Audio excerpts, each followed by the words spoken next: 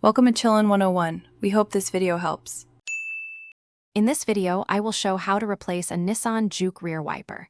Replacing your rear wiper blade is a simple maintenance task that improves visibility and safety.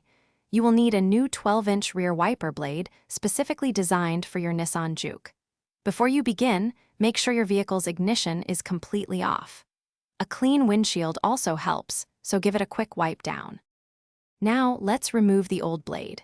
First, gently pull the entire wiper arm away from the rear window until it locks into an upright position. Next, look closely at where the blade connects to the arm. You'll find a small clip or tab.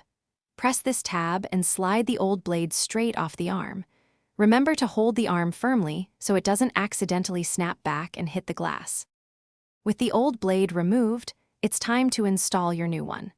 Take your new 12-inch wiper blade and align its connector with the end of the wiper arm. Slide the new blade firmly onto the arm until you hear a distinct click, indicating it's securely locked in place. Give it a gentle tug to confirm it's properly attached and facing the correct way before proceeding. You're almost done. Gently lower the wiper arm back down onto the rear window. Now, turn on your vehicle's ignition and activate the rear wiper to test its performance. Watch as it moves across the glass, ensuring it wipes cleanly and smoothly without streaking. For optimal visibility and safety, remember to replace your rear wiper blade every 6 to 12 months. Thanks for watching. Consider subscribing if we helped you.